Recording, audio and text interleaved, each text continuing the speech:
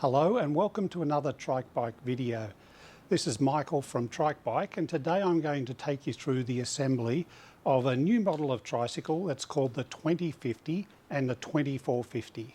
Today we'll be assembling the 2450 model. Both of these bikes are exactly the same except for the wheel size. So a 2050 is a 20-inch wheel size which is 50 millimeters wide, and the 2450, which we're doing here, is 24-inch wheel size and 50 millimeters wide. These electric tricycles are completely new to the market, and they're a very exciting product. So let's jump into it and start putting one together.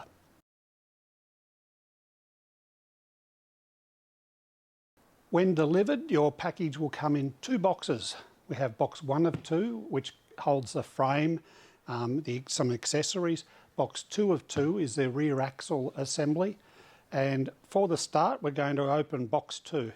You'll need a strong pair of side cutters or a sharp knife to remove the strapping. We'll take them off both boxes while we're at it. Let's open box 2. Again, in every video we run through these sharp staples. Be particularly careful of these staples because if your leg or your arm brushes across them, you will get cut. So make sure you fold the box down so they're not in any way of anybody passing while you're doing the assembly job. Okay, the first thing we have in the back is our box of parts. So this is your toolkit, your charger, and some other associated hardware. We'll look at that in a moment. We're going to pull out our chain, and then we have the rear baskets. Now these baskets for these models will just sit in here loosely. You've got the front basket and the rear basket. I'll put those aside for now. Now inside the box we have the main rear axle assembly. This is held in with a couple of cable ties. They cable tie them in to stop everything rolling around in the box. So I'm going to cut the cable tie, and we can just now lift out the rear axle assembly. We need to rotate it over so we can put it onto our assembly stands. Now for us, doing the assembly is pretty easy because we use a dedicated workbench with stands. If you're doing this at home, you may not have access to stands to put the product on for assembly. You'll be doing it perhaps on the ground, and this can be a little bit difficult. So we recommend, if you've got something like a milk crate or some car jacks, position the rear axle assembly on there and it will make the rest of the assembly much easier. Remaining in box 2, we have the mudguards for the tricycle and also the front wheel and the mudguard brackets. To remove those, we'll need to cut a couple of cable ties.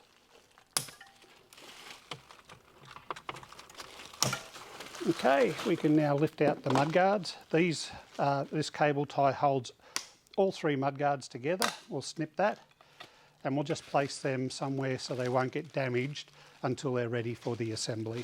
Remaining is the front wheel. We can lift that out. We can remove the cable ties while very carefully making sure we don't cut into any of the cables of the front wheel. We can remove packaging off the front wheel, and we can put the front wheel aside for use when required. Finally, I'm just going to remove the mudguard frames for the rear of the tricycle. We're now going to have a look in detail at the toolkit and the chain assembly.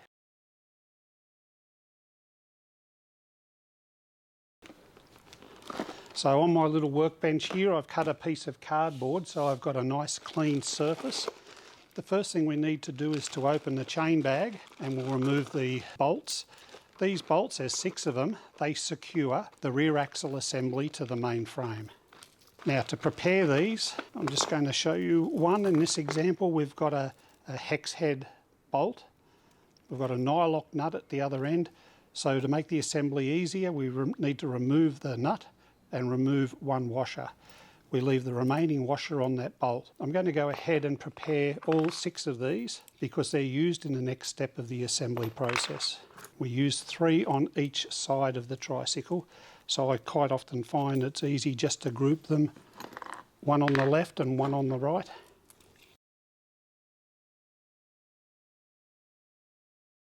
We're now going to have a look into what's called the toolkit box because all of our extra assembly items are in this box. Okay, in this box, we'll just go through them together. We have our pedals, We have our front light. We have a throttle, which can be fitted afterwards as an accessory. We have a bunch of cable ties. We have our toolkit. I'm not going to open this because it's not needed. We have our own tools for the assembly. We have a charging cable and a charger. And finally, we have a small packet of hardware. I'm going to lay this out in a second and we can identify everything that's needed.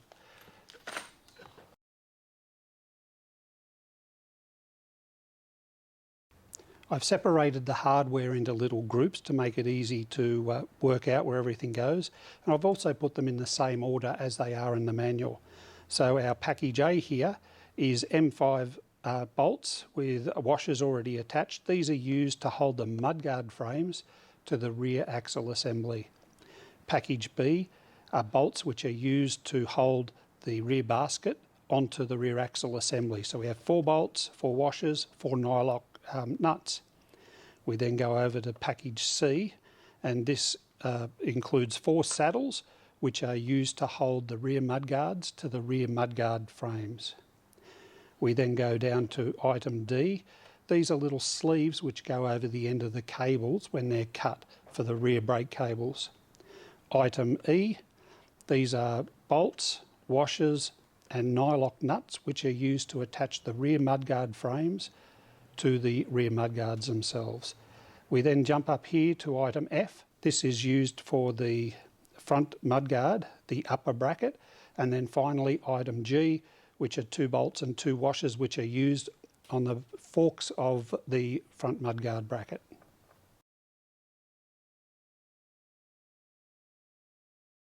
We're now going to open box 1 of 2, which is the long narrow box, and again the same warning with the staples. Always fold the lid down so these staples are away from people so they won't get hurt.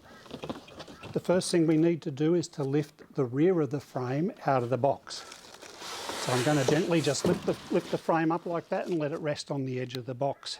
In this position we then need to remove all the packaging off the rear of the trike frame, so we have easy access to these flanges which are used to bolt the front frame to the rear axle assembly.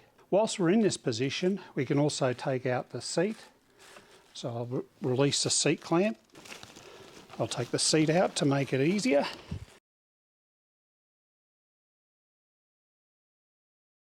We need the key so we can remove the battery, and depending on who does the packaging in the factory, the key can be in a number of different locations. Quite often it's cable tied around the rear frame here so it's easy to find. Other times it's down on the handlebars, which are at the other end of the box. So I'm just going to lift that up and have a look. The reason we're looking for the keys to remove the battery is that it makes the frame lighter, and that makes it easier for us to handle the frame while we're connecting it. So I have found the keys. The key is going to go into the battery. I'm going to push the key in and rotate it to the left at the same time. This is going to unlock the battery, and if you look at the back, I'm going to just turn this around. If you look at the back near here, you'll see the pin that comes in and out, and that locks the battery to the frame to stop the battery from being stolen. So now it's unlocked. I can lift up this handle and just slide the battery out of the frame. To go back into the frame, you need to align this channel with this rail. So to put it back in, if you ever take the battery off the bike, you just line up the channel with the frame and it can drop back in. In this case, we're going to leave it off, and this is an ideal time to charge the battery. All batteries will ship with about 1/3 to 2/3 of charge. This is for safety reasons. So we'll go and put it on the charge. The first time it may take about 2 hours to charge, maybe a bit longer. Put it on the charger and we'll come back to the battery later.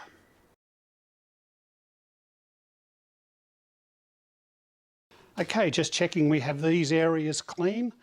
I'm going to take the whole frame now. I've taken the battery off, it's much lighter. I'm going to take the frame over to the rear axle assembly and we're going to join the 2 parts together. So again, this is a lot easier because we have a good work area, so I can momentarily rest the frame on the packaging and I can go to the back of the tricycle and start to align both parts.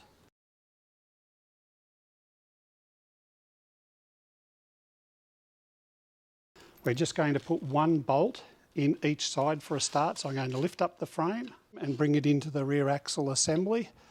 You may find this easier to do with two people, a person helping you, because sometimes it can be a bit difficult to see and get everything aligned properly.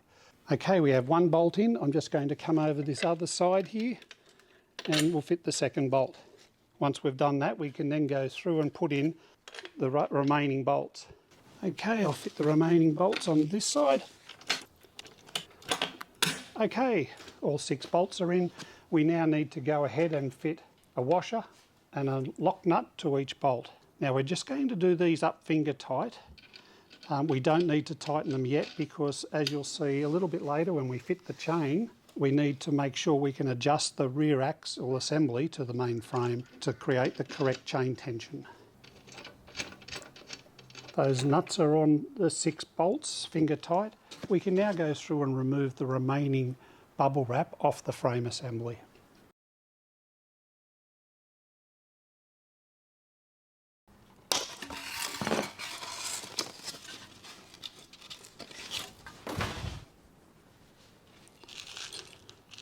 Be very careful if you're using a knife when you're removing the bubble wrap, because if you miss just the adhesive part, you can always end up scratching the frame.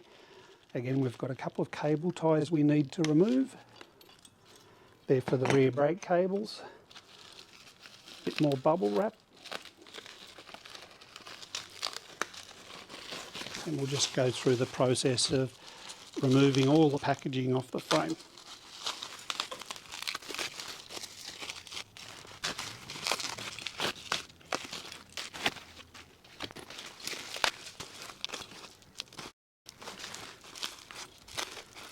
Be careful when you're taking the wrapping off the handlebars that you don't just pull it off and lose this part. This is a dress cone which is used to make everything look nice and finished.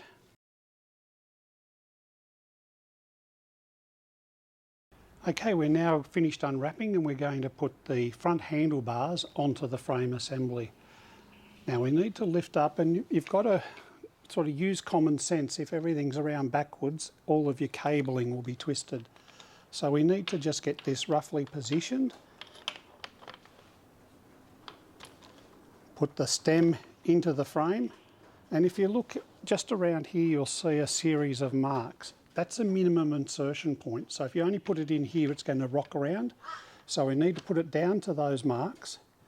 And then in the top of the handlebars is a 6mm Allen key. So using the Allen key out of your toolkit, we'll then go in here and just start to tighten it up. Now we need to make final adjustments to this later. So we just do it up so it'll basically hold itself under gravity. And the same for the handlebar positioning. We won't set the angle until we have a rider on the bike and we can move the handlebars backwards and forwards. So again, just a little bit of a firm twist, and then finally we'll slide this collar down onto the frame, and that finishes it off, keeps all the water out, and it looks really good.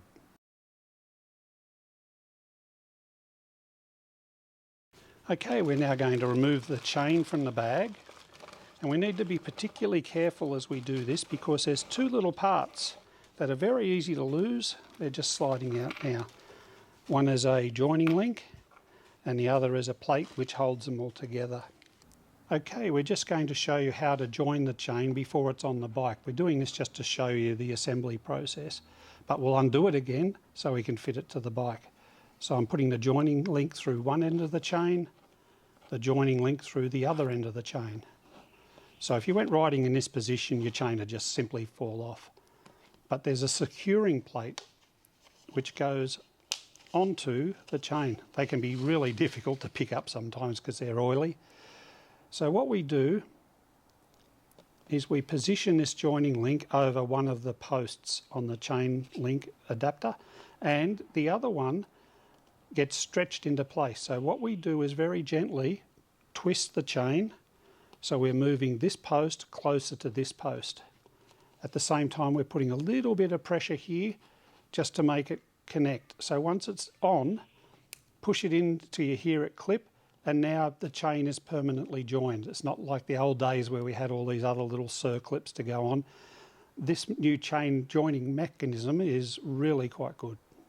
So now we need to just check the chain to make sure there's no kinks in it or it's not doubled over on itself. We want the chain to be nice and straight. So when you're feeding it through, everything will stay in line. So for now, we get the one end of the chain, put it through the frame and around the rear drive sprocket.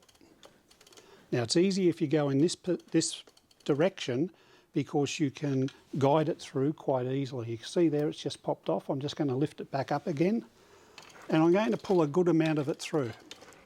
Oh, it's jumped off again. That's okay. We'll just put it back onto the sprocket. It's only because we're doing it sideways. Okay, I have the chain over the rear sprocket. I'm now going to put it on the front sprocket. So I line the chain and bring it over. You'll see here the chains don't quite match. I'm not going to be able to get the joiner in there.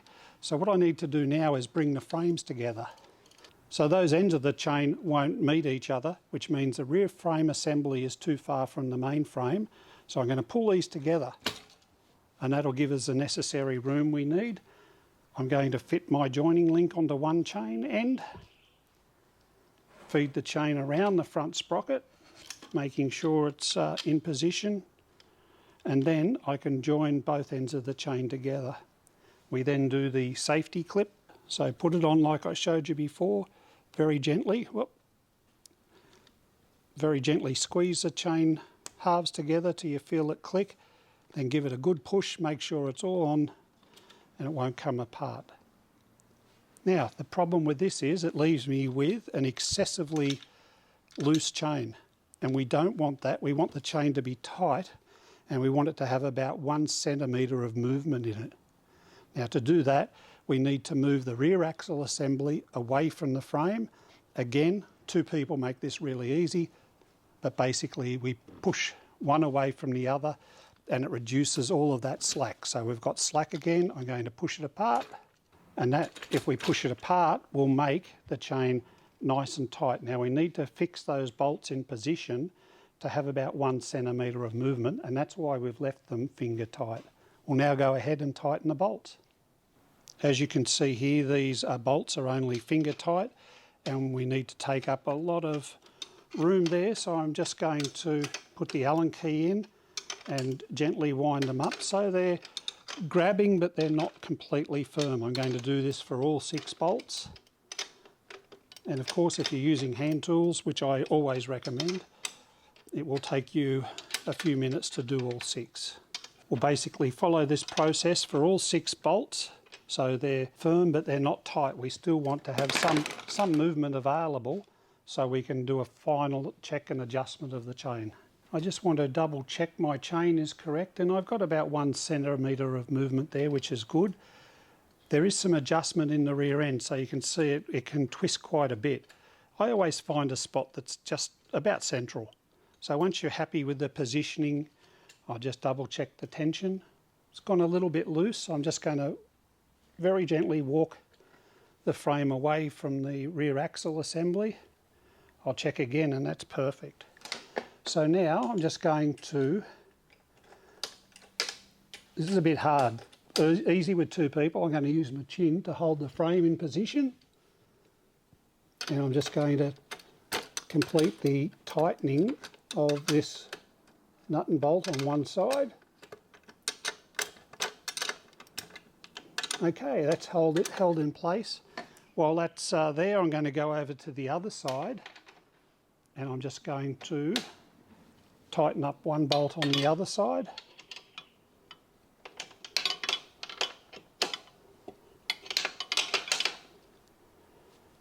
Now once you have that to the correct torque setting, check the chain a final time, And now we can go ahead and complete the full tightening on all 6 bolts. I make sure that one bolt is fully tight on one side and one bolt is fully tight on the other side before going away and doing all of the bolts. If you do all the bolts on one side, it can twist the frame, so it can make the frame turn this way or that way. So you just do one on a side, then you're right, and lock it up, and then you're right to go.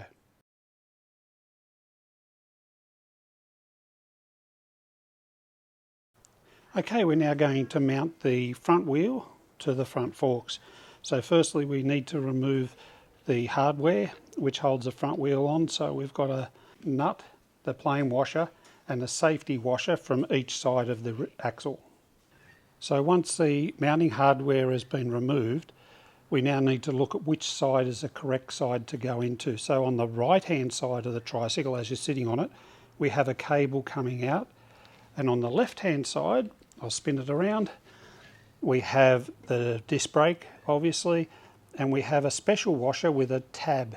Now these tabs, which are on both sides, need to point downwards. If they point upwards, then they're not in the correct position. So these little tabs here with the knobs on them need to point downwards when they go into the front fork assembly. We're now going to fit the front wheel into the front fork assembly. So this is one of the jobs that's possible to do yourself, but it's often easier if you have a second person. The first thing we're going to do is lift up the forks and remove this plastic insert. That stops the forks from getting damaged during transport.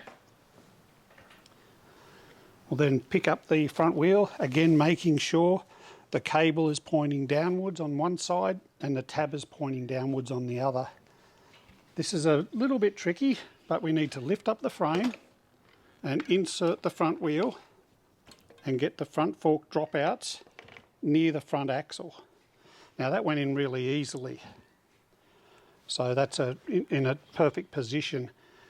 If we look over this side, I'm just going to turn the front wheel around.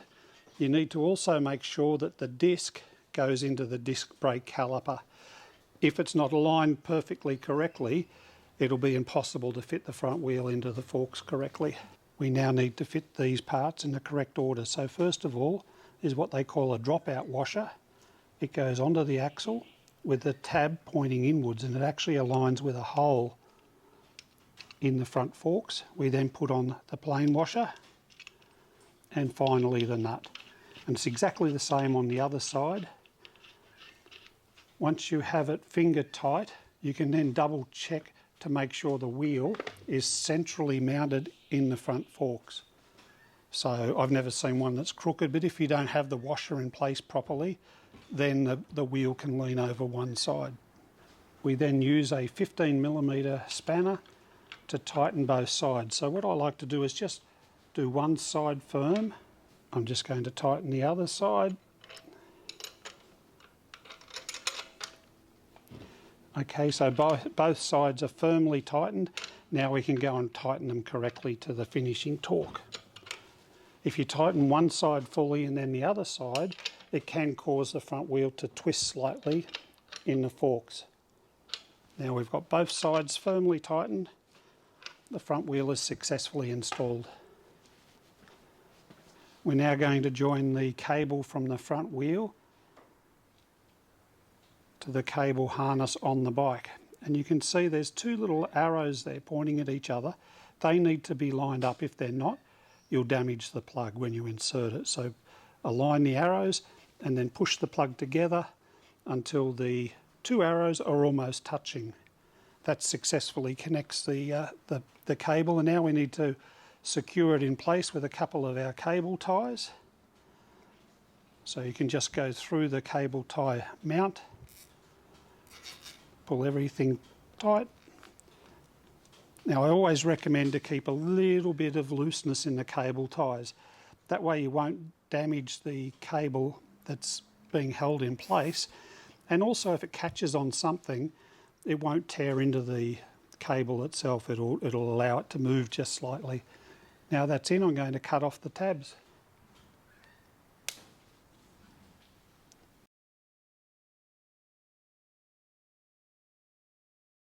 I've just unpackaged the pedals, and as you can see they're very clearly marked with left and right.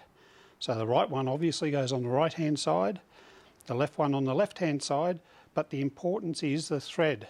The right hand side tightens normally, so it goes on clockwise, and you can see a little arrow pointing on the direction. The left hand side, however, has a reverse thread, so it's not normal like every other bolt on the bike. So it'll turn left hand to tighten it, and that's really important because if you get the pedal in the wrong position, we can damage the thread in the actual crank arm itself. So I'm just going to mount the right hand pedal. So again, a double check. We've got the R, it shows the direction. So I'm just going to position that, and you can just gently turn the shaft to get it started. Now, the axle of the pedal is hardened steel. These cranks are aluminium. So you need to be particularly careful that you've got everything aligned correctly, otherwise you can damage the thread. I'm using a 15mm spanner that's supplied as part of your toolkit. I'm going to continue to wind it round several times until it's firmly in position. You want to make sure that it's nice and tight so it's there for the life of the bike and can't fall off. We'll jump over and do the other side. Okay, remembering left hand side, left hand pedal, left hand thread. So normally you would turn it this way for any other normal bolt, but because it's a left hand thread, we need to turn it the opposite direction. So very gently just turn it till it gets started, and then we can use our spanner, 15mm, to finish it off. It's in position. I'm just going to make it nice and firm. Now the pedals are fully attached.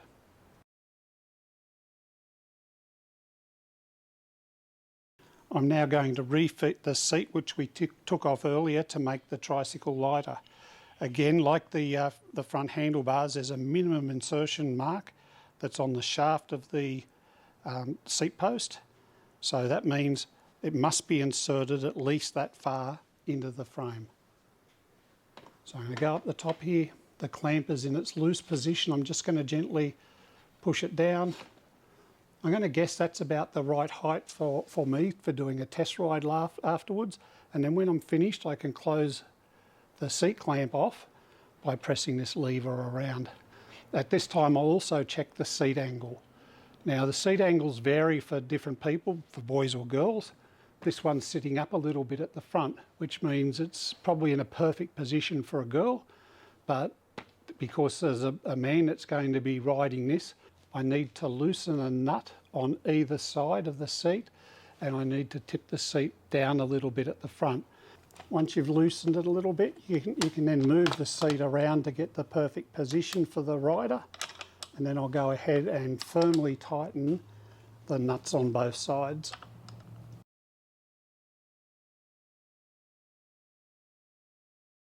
Okay, I've just unwrapped the front basket. We're going to fit it to the main frame. The mounting plate is on the back of the basket, and it goes over onto the frame and aligns with these 4 mounting posts. So first of all, we need to remove the screws, and it's a M4 Allen key. So we'll quickly take out all 4. Make sure you don't lose the washers. Okay, we're going to position the front basket. We need to make sure all of the cables are out of the road. So I'm just going to line this up and put in a couple of turns to hold it in place. Again, it's one of these jobs you've just got to feel your way. It's a bit hard to line it up sometimes, and also the cables may be pushing against you. So we're just going to loosely fit the 4 bolts into the basket assembly before we do the final tightening.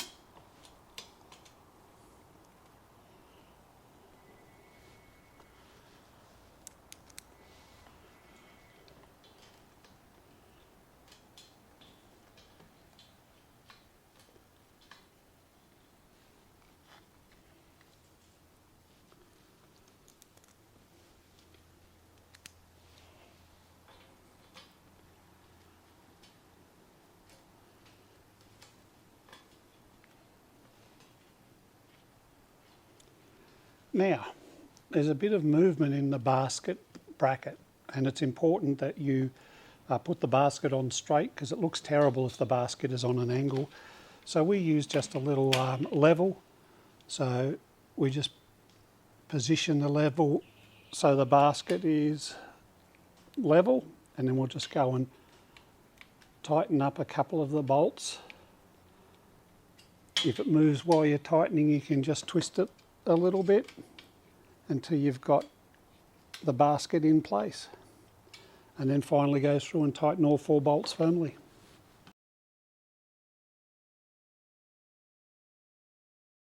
Okay, I'm just going to fit the light. So what I'm going to do is grab the display and just gently push it over to the right hand side. This will give you more room on this side where we're going to mount the light. I'm going to remove the bolt, which is used to clamp the light onto the handlebar. We use a handlebar clamp for this light because if it was fixed to the basket doesn't move. Whereas if it's connected to the handlebar moves, so you can always point the bike and the light will show where you're going to go. There's some little plastic rings in here, we're going to use them. So the first one I'm going to put around the handlebar like so. Then I'm going to open the second one.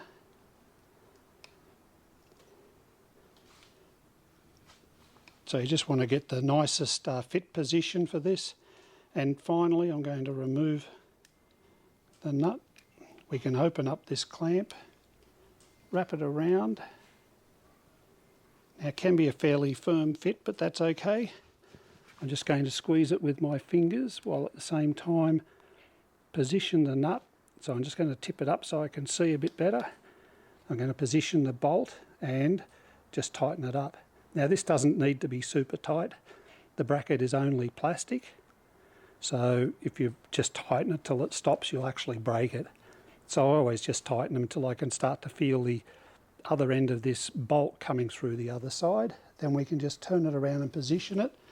The final part of the light assembly is to plug it into the harness, which is exactly the same as we do at the back. We align this little cutout, a notch in there, with the pin position on the other part and join them together. So again, just push them together, move it around a little bit till you can obviously feel a click, and then just push them together straight in, and the light's now fitted.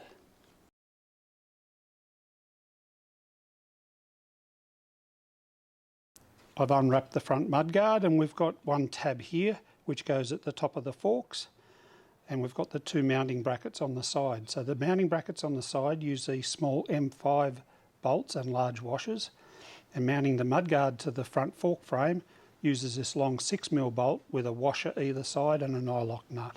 Now I'm just going to position everything in place. So I'll pull the frame down. You can see here I can't quite get under the under this bracket, the crossover, fork crossover we call it. So what I've done is I've just let the tyre down a little bit, and that way we can squeeze the tyre and with a bit of effort roll it underneath. Some people put the mudguard on before they put on the front wheel. I prefer to do it this way, however. I think it gives you a little bit more control and there won't be any damage. So now with the 6mm bolt, we can just screw it in. To put this into place, we use an M5 Allen key. So I'll just wind it in. Now I find to get the best clearance, the best position, we need to lift the front of the mudguard up. So now we can lift it up so it's on the top of the fork crossover, and then we can complete the tightening of that bolt. Now because the front forks are getting a bit of a workout, I'll then put a washer on the back and a nylock nut. You use a M10 spanner for tightening that nut. We're just going to fit the mudguard frame arms in position, so just double check that when fitting it this way you're not going to push the cable over to the wheel. If it's a problem, you can go on the inside of it.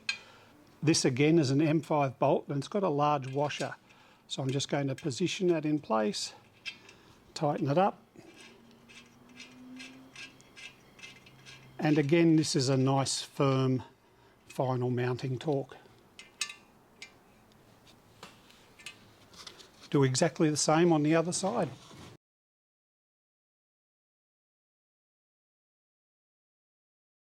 We now are fitting the rear brakes, and the little cheat trick that I've worked out is what we want to do firstly is wind out the adjusting nut on the handlebar lever.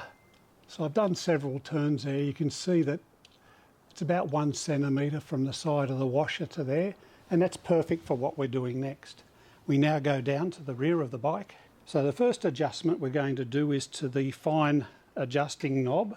I'm going to widen it out about 3 or 4 turns. This makes the adjustment sit in a central limit. I'll do the same on the other side. So as you'll see here, nothing is tight on the disc brake assembly. Everything is nice and loose and it can move around. The first thing I'm going to do is, using an M5 Allen key, is come around this side of the brake, and I'm going to wind in the adjusting nut. And what that does is it pushes both brake pads together. So now you'll see it's actually stopped moving. It's become quite solid on the disc, but it's still moving in this area. So now I've got the caliper firmly attached to the disc by tightening this nut. I now want to loosen it about half a turn. So we can loosen it half a turn, and that will give us the necessary movement to be able to make the correct adjustments.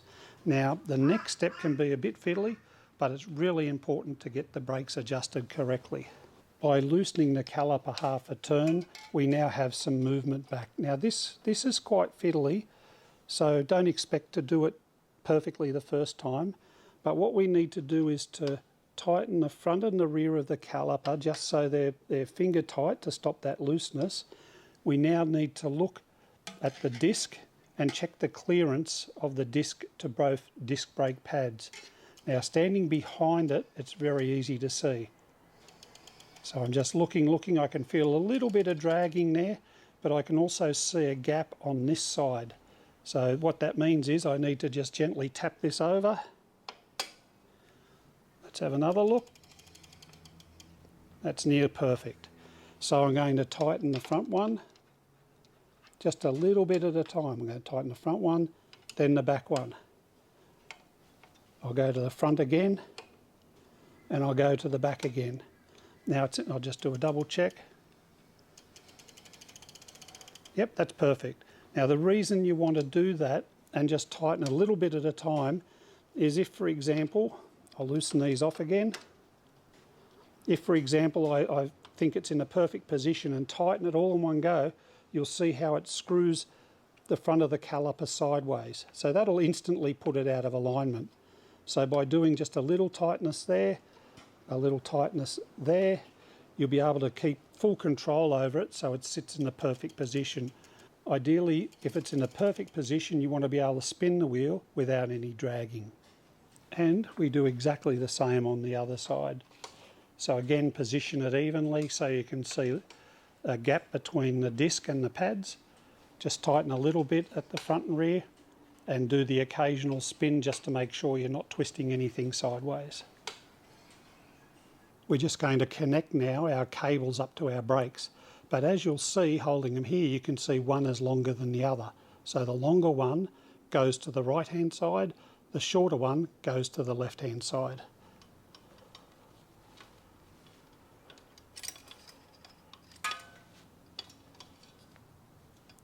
Once we're here, we can feed it through the cable adjuster. Pull the cable through. Going to come around and do the other side. When feeding the cables through, it's often best just to find the best route for the cable without any really tight bends. So sometimes it'll be above the rear frame, sometimes it'll be below, just depending on how much cable is being pulled through. We're just going to go through the final adjustments for these brakes. So the first thing I'm going to do is, with pliers, pull this cable nice and tight. I'm going to do exactly the same on the other side. What I want to make sure is that the cables are both nice and tight. So before I tighten the cables, I want to make sure that the cable is inserted into this knurled knob, the adjusting knob. I'm making sure that we've got about 1 centimetre between the edge. I now want to make sure that the cable is sitting correctly into the cable splitter, so check the back ones, check the front one is seated properly.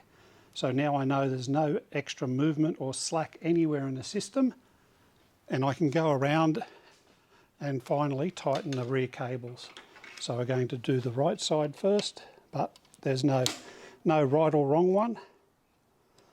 Going to wind that open a few turns, fit the cable through. Now this is an important step. I'm going to use the pliers again. I want to pull the cable tight, and I'm going to lift it up at the same time. So in that position, the brakes are fully applied on. And once I've got it all tight, I can check I've got it in the right spot by trying to move the wheel. The wheel should be really firm and difficult to roll around. If it's loose, it means I haven't done it tight enough. And I'm going to show you this again, but on the other side. So we're going to loosen the cable clamp a few turns. I'm going to feed the cable through. Using pliers on the cable, I'm going to pull everything nice and tight, lift up. I'm going to tighten the cable clamp.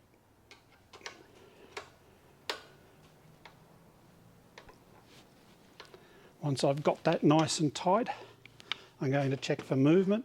Now I can feel this side is definitely tighter than the other side. And this is where a bit of knowledge comes in. So this side is a lot firmer.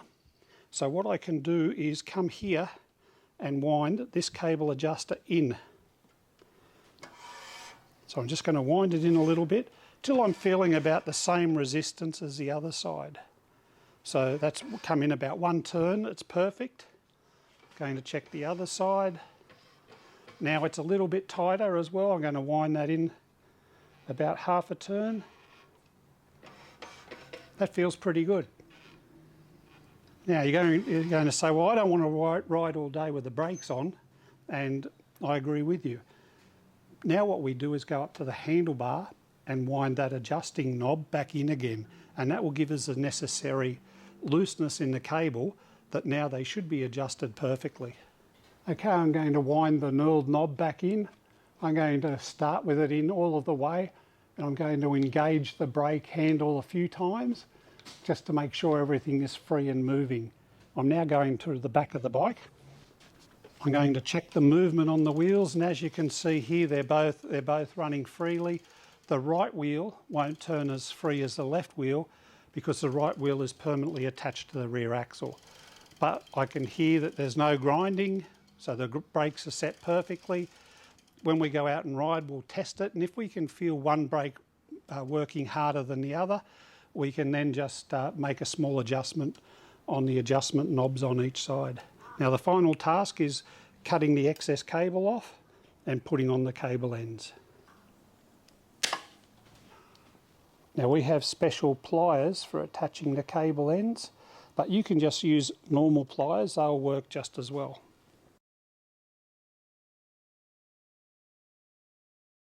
We now need to connect the cable for the rear tail light together, so I'm just going to position this, and when they're aligned I'll push them together.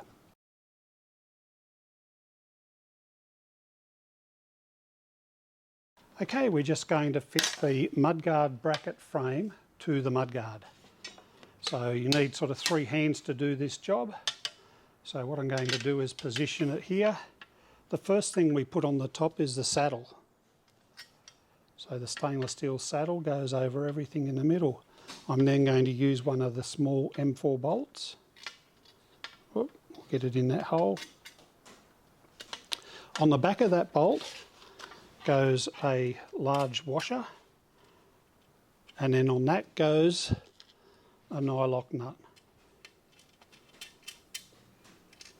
That's one side done, and we do exactly the same on the second side. So first of all, bolt, roll it over. I'm going to fit a washer, and then finally a nylock nut. Again, only finger tight for now. Now I'm going to go to the other end, position the mudguard correctly. So in this case, I've just got to push the mudguard in gently to get the bar in the correct position. Now we're going to go again with a saddle, a bolt. On the other side, a washer and a nut. Now this is one of these jobs that sort of takes, 12 fingers and 2 hands. So don't be surprised if you end up dropping some of the hardware. It's unusual that I haven't done it yet, but it's to be expected because they're tiny little bolts that we're using here. So I've just about lost one. Grab it back again. So bolt, washer and then nut. Now these will tend to self-centre within the frame, but you just double check and make sure that they're aligned in the centre. We can then go through with our 2.5mm Allen key and a 7mm spanner. We repeat exactly the same tightening process on all 4 positions, and then that mudguard is complete and we can move on to the next one. There's no need to over tighten these because they've got nylocks on the back of them. Just do them up firmly. Now I need to talk about something that happens now and again. I want to highlight here for you, but first of all I'll give you some background. This is the first batch we've received of these bikes fitted with these new tyres that we're using, the 2450 tyres. Sometimes when the tyres are pumped up fully and they're new, because they've got these little ripples of rubber on them, they can touch the top of that bolt. So we're finding for about half of the ones we're doing, we're having to cut off the end of that bolt just to give it adequate clearance. There's probably a 50-50 chance that you may need to do that with this first batch of bikes, but with any supplementary bikes, the factory will make the adjustment, so that's not needed. So the best thing to do is to fit the mudguard to the bike and check it out, and if it needs to be adjusted, just take it off and trim the edges. We use a little grinder. You could also use a hacksaw. We're now going to fit the rear mudguard frame and mudguard itself onto the rear of the bike, and you can see some mounting positions. They give you all 4. I don't know why it allows you to adjust higher or lower.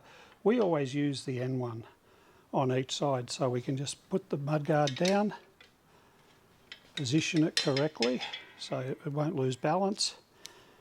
Using an M4 Allen key, I'm just going to position it through. This is sometimes hard to reach because you've got to reach behind the tyres, and at the same time, using the angle I am for the video makes it impossible for me to see, but we'll get it there. So just a few turns to start it. I'll go now to the other side, position it up.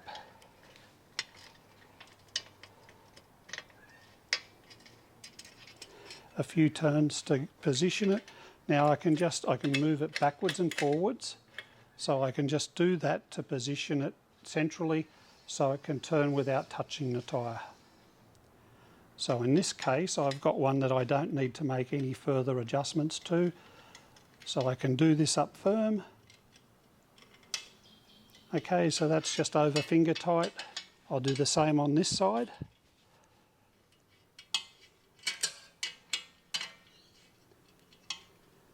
Now I won't tighten them up all the way because I'm going to inflate the tyre first, and I can make any final adjustments to make sure I don't need to grind those bolts. As I mentioned earlier, this is a video of the very first batch. The second batch will be made slightly different. They'll have either different bolts or they'll have more spacing on the frame here to keep it away from the tyre. Just going to tighten that up. We may need to make an adjustment to this one. We will see. If the mudguard is leaning off to the side a little bit, so like that, it's very okay to push it over to give it some more room. And I can check this one's positioned really well, but I don't have air in the tyres, and that's the next step.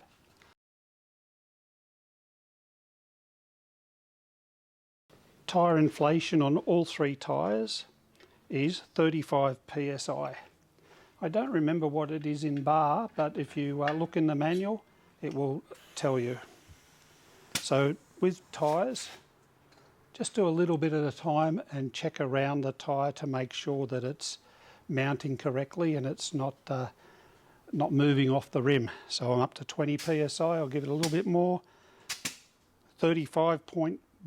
So that's close enough. I've definitely lost that 0.1.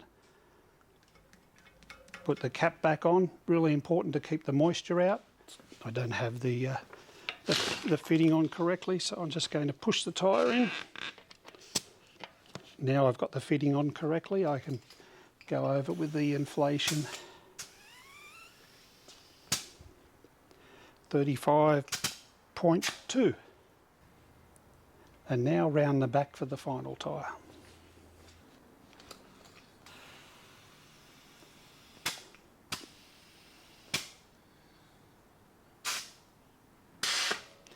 $35.2. Now I'm just going to check the positioning of the wheels and the mudguards. So I can spin this one. I don't have any rubbing. I don't need to make any adjustments. So I can just go back and do a final tighten. Double check, everything's perfect. I'm going to go around to this side. You saw me just a minute ago, I just push the reflectors down. I do that to stop them from wobbling. So you can just push it down with 2 fingers. I'll spin this tyre. It's not making any rubbing sounds, which is great. You can see in this shot how the tyre is not touching the bolts on the mudguards. I'll just go and do a final tighten. And on the other end, last check. Perfect. We're pretty much got it covered. We now fit the rear basket.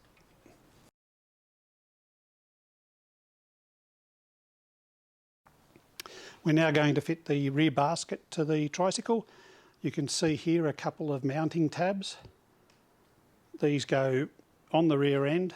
There's no right way or wrong way to fit these baskets, but you can see a little plate here at the back. We normally face that backwards because if you want to put on like an accessory number plate with your name on it or something like that, or a sign that says learner driver, it's a good spot to put it on. So we just lift it up, position it over the tricycle so the holes here match up with the holes on the frame. Once we do that, we can now position the 4 countersunk screws.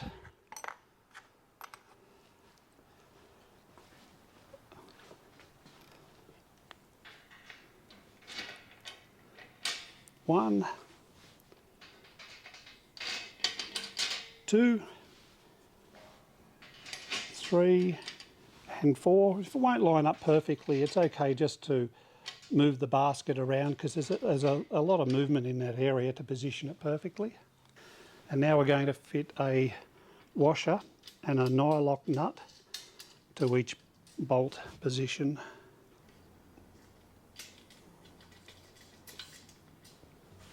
We now use a M4 Allen key and a 10mm nut, and we can tighten each one firmly. So once it gets tight, give it a good another half a turn or so before moving on to the next one. Just double check before you tighten the second one that the basket is sitting level on the tricycle. As I mentioned, there's a little bit of free play in these positions, so you can move it around a bit.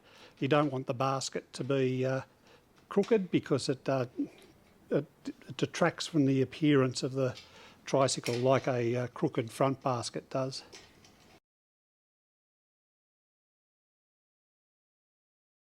I'm just going to refit the battery to the bike. It's been on charge long enough, so I want to make sure that this pin is in. So I push it in, turn it to the left. Now it will go onto the bike.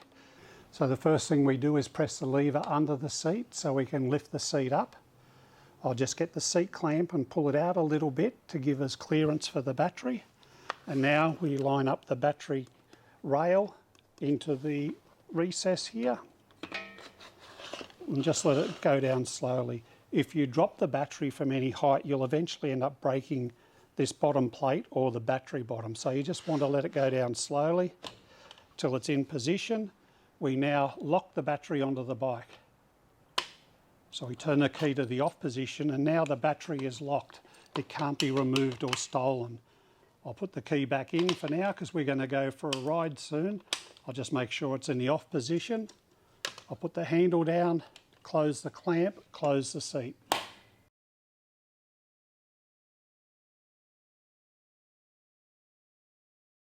We now need to adjust the steering position. So what I like to do is stand over the front wheel with the wheel between your knees. Make sure, look at the bike and make sure it's lined up in a straight line. You can see the handlebars are off at an angle. You can see that these are at an offset angle. So I now need to just gently turn them around, stand back and have another look. That's pretty good. I'm going to rotate the screen up so I can use a 6mm Allen key, and I'm going to tighten the bolt in the back of the handlebars. So you can see there, we'll tighten it up. That's fairly firm. I'm going to put a bit more effort into it though. You want this to be nice and tight to the correct torque specification, which is in the manual. I'm going to go back around and double check. That looks good. I can position the display back. Now I want to bring the handlebar angle forward. So I'm going to adjust the handlebars into the correct position. So I've loosened off the bolt. I'm looking at the handlebars, positioning them, and I'm going to tighten them up firmly. And I'm going to tighten this bolt up to the torque specification that's written in the manual. Just double check everything is aligned correctly. It looks pretty good to me.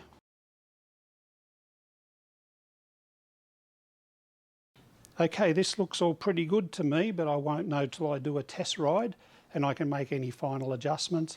I'm now going to go through and just rotate things so they're in a position that I'm comfortable with. So I'm going to bring the display down a bit, the controller, the bell needs to go down. So these things are not that tight on the handlebars, so they're easy to move into the correct position. The front brake feels good, the back brake feels good. I think I'm now ready to go out and do a test ride.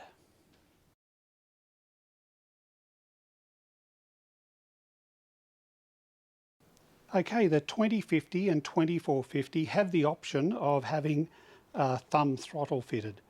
A thumb throttle is not legal in Australia once you go past 6 kilometres an hour when you're using the tricycle in a public place. So you can set the tricycle to position 1 for assistance, use the thumb throttle and you're completely legal. If you decide to use it on private property, you can go up all the way up to 25 kilometres an hour using the thumb throttle. The thumb throttle is not fitted as standard for compliance, but I'm going to go ahead and fit one now so you can see how it's done. We're just going to fit the throttle to the right-hand handlebar. There's a few stages of this.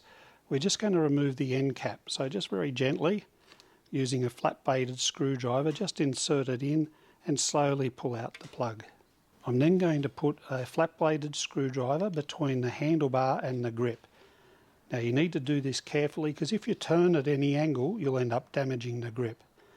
So I'm just going to gently slide it in.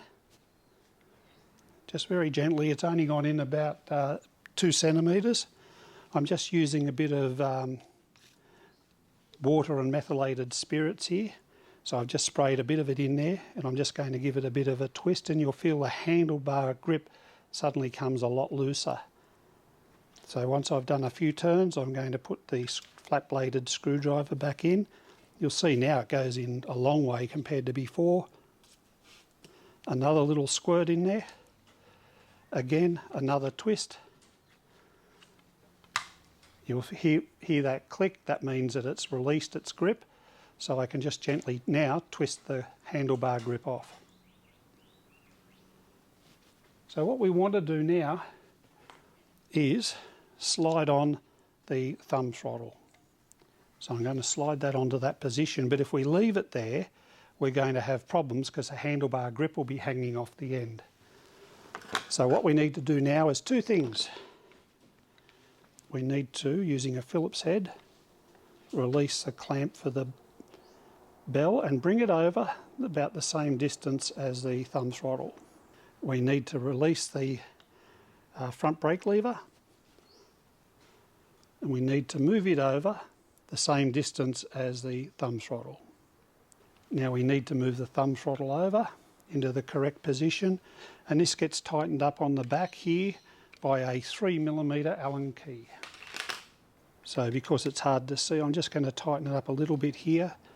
I'm going to rotate it round, and then I'm going to tighten it up.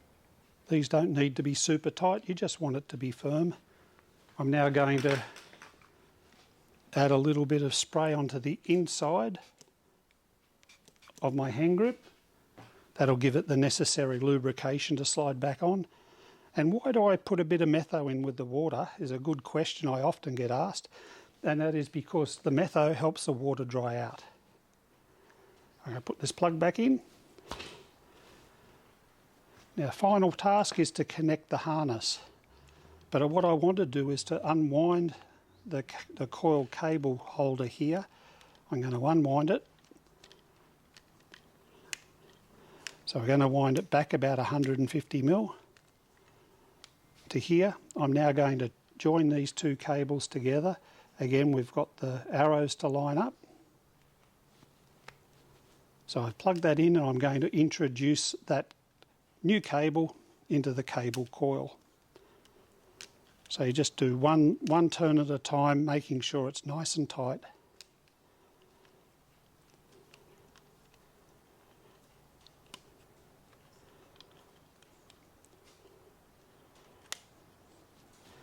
And that's it, all finished, ready for my test ride.